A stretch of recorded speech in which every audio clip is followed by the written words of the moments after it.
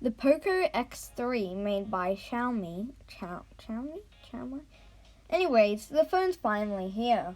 We haven't had an original phone from Xiaomi's little bro since 2018. The rest have just been existing Xiaomi phones under the Poco brand.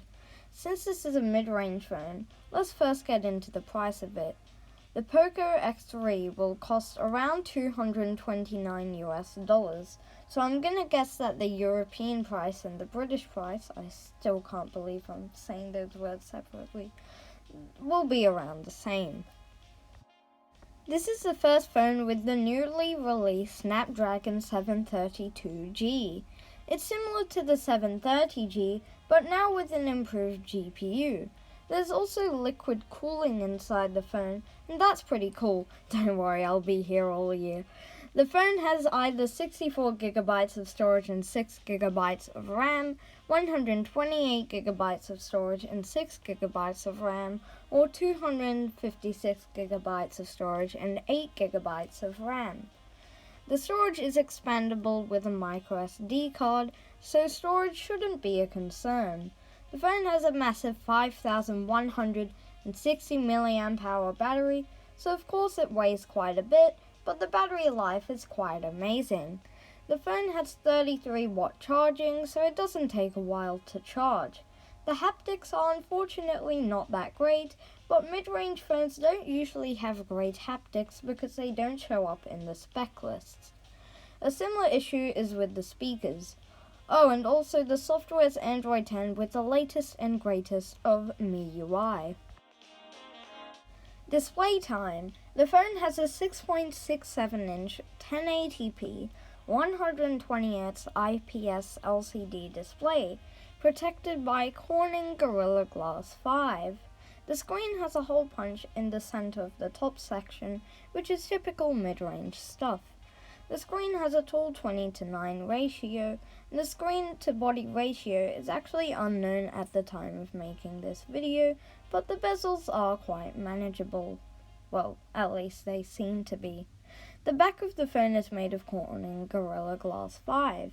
It also has the Poco branding, as well as a pretty funky-looking camera module. The phone has a plastic frame, and I'm gonna be honest with you, I would rather have a plastic back with an aluminum frame, like on the Moto G8 Power, still one of the best mid-range phones out there, than a glass back with a plastic frame. But hey, both are manageable. The phone either comes in grey or blue. If you like more of a minimalistic look, go for the grey. If you like having a phone that looks cool and stands out, I would go for the blue. The phone has no IP rating, but there is apparently water-repellent coating. There's a headphone jack, I'm sold, and there's an infrared port. Who asks for these infrared ports? There's NFC if you get the right model, well, at least that's what I think. Cameras, there's a 64-megapixel wide with an f1.8 aperture, an 8-megapixel ultra-wide with an f2.2 aperture, a 2-megapixel macro lens with an f2.4 aperture, and a 2-megapixel depth sensor also with an f2.4 aperture. On the front, there's a 20-megapixel wide with an f2.2 aperture. With videos on the back, the options are 4K at 30 FPS, 1080p at 30 or 120 FPS, or 720p at 960 FPS. Videos on the front are shot at 1080p at 30 FPS. Oh, and by the way, there's HDR support in case you questioned that.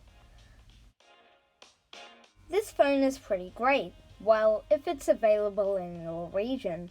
If you're in Australia, I wouldn't get your hopes up for this product coming, but it is seriously quite a great phone. An awesome SoC, a 10 out of 10 battery, a pretty decent camera, and a respectable screen. There are a few downsides. If you don't like those downsides, then definitely have a look at more of the mid-range phone reviews on this channel, or have a look at some on the internet. But apart from that, those little issues, it's pretty great. Thanks for watching. Subscribe, tap the like button, comment if you have something useful. Definitely share this video if you want to. Check the videos on screen if they sound interesting. Join my Discord. Bye bye.